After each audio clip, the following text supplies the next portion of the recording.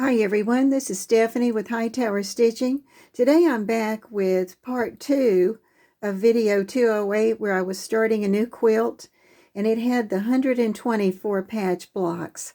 I'm going to show you show you that I got my blocks done. I'm going to show you how I've started putting the quilt together, and then I'm going to show you the parts that you'd have to cut to get there, and then I'll go back again.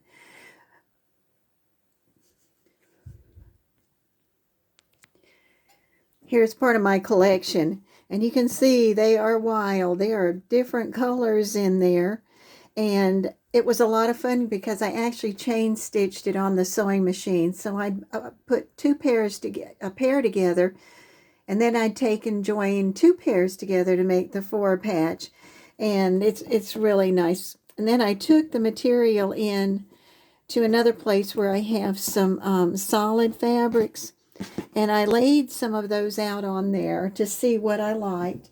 And I came up with this dark green to be the part that's the setting.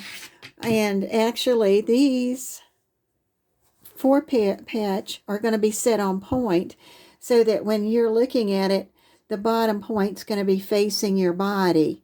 And then the other pieces are added. So the first part I got was a little triangle, you'll see in a minute. And then there's some bigger triangles on these. This little one only comes at the corners when you get to the corner. So I had a corner, and there it is. Then the next row came along, and it had 2 4 patch in it. And you can see they're separated by one of our 4.5 inch squares. This is 4.5.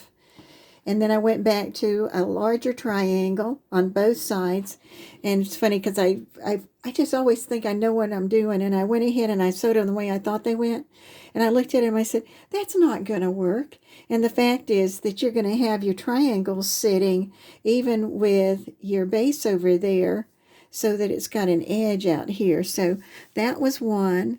That was 2. And then I stopped at 3 because I said, well, I'm going to have this going good enough that you can see it if you're this far, or if you're almost ready to start.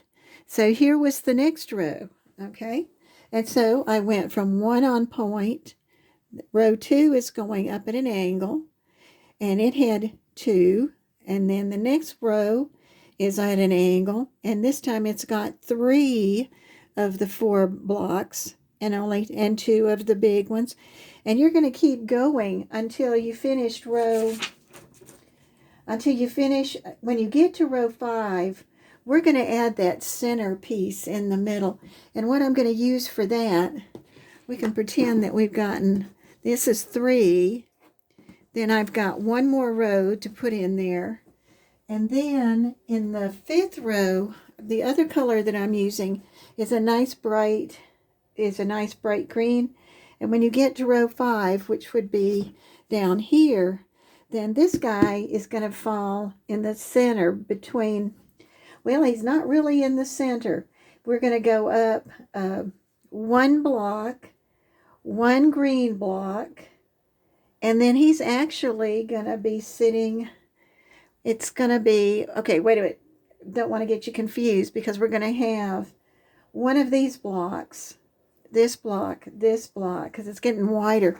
And then this block is actually going to sit between, just like this one does, it's going to sit between those. And there's only 1 on that row, and the rest of the row goes out. So I will going to come up with a way to put it on the description of what comes what and the coding that goes with it. But you can see it's starting to go together well. And on these, I opened them because I like to do that. You can take and do yours to the side. And what you're going to need to do is the top row, if you iron both of them to the right, then when you get to the next row and you look at the back, then you want to iron all of your seams the other direction so that when they sit on top of each other, it's like we were talking about the locking, then they'll lock together. And then you make your next row, but before you press it, you look back at row 2 and see which way you've got the seams going. And you do the opposite. So these are the pieces that you'll need to do this. To do the 4 little corners, you're going to cut out 2 squares that are 3 3/4 inch. And once you do that, it says, I got a marking here for you to know to take it, and you're going to go and cut it from a diagonal from point to point. And then just hang on to those because you need them at the beginning and then as you go. Of my background colors, which were dark, you're going to need 75, and they're 4.5 inches. And you'll say, that's a lot of cutting. Well, it goes pretty fast when you're cutting them, and 4.5 inches is easy to see.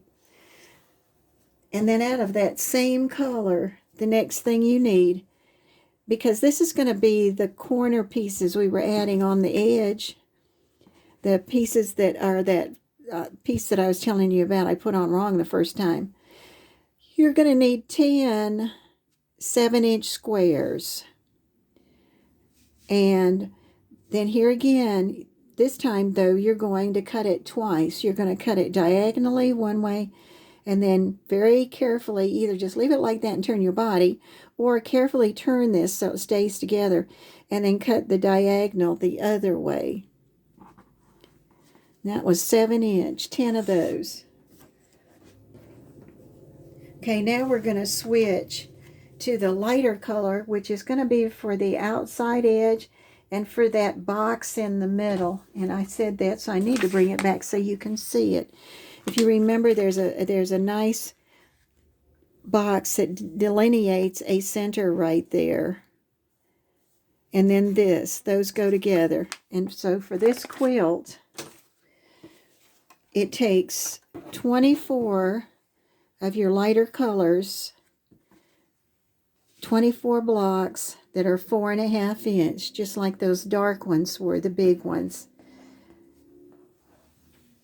You're going to need the border, and this is approximate. This gives you a little bit of leeway too, so you know it. But for the border, they used a 4.5 inch border, which is about going to be about 70 inches on a side. So you need a total of 280 inches. But if you do 4 pieces that are 70 inches, you should come out just right with that. And then you've got your binding, and you can use any color of binding, and you can do 2 1/4 or 2 1/2, which one you like. And I've counted it up, and it's about 275 inches, and that I did give you some extra inches with that. But you can always add that if yours ends up being bigger for some reason. And then the backing, when you finish using these dimensions, you'll end up needing 5 yards of some material. And I'm not worrying about that till I finish. And I want to go back and tell you one more numbers that I'm going to put in. Okay, here we go. For the darker material that you use for the blocks inside, that takes 1 3/4 yards of material. And then for the lighter one that you use, it takes 2 1/8 yards, because you're going to have your border of 4.5 inches on there. And if you're careful, there's several ways that you can do it. You can cut it from across the width of the fabric and then just piece those together. But I actually found that I could take and cut my pieces along the side, because 2 yards is 72 inches right there, and each side is 68 or 65 inches. So that would work, but just so long as you get all of them out there. But I actually had some fabric left after I got everything cut out of those dimensions that were given.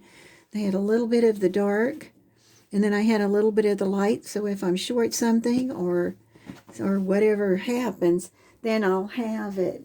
But this has really been a fun project to start. And I did add some material, but you're going to be surprised. I still have a lot of that bucket left of those little 2 1/2 inch squares to make something else. This is Stephanie at Hightower Stitching.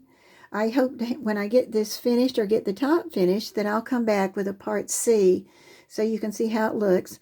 But I will write up how to put the rows diagonally, what would fall in each of those rows. This is Stephanie at Hightower Stitching. Thank you for watching. Any notes that need to be added will be in the description.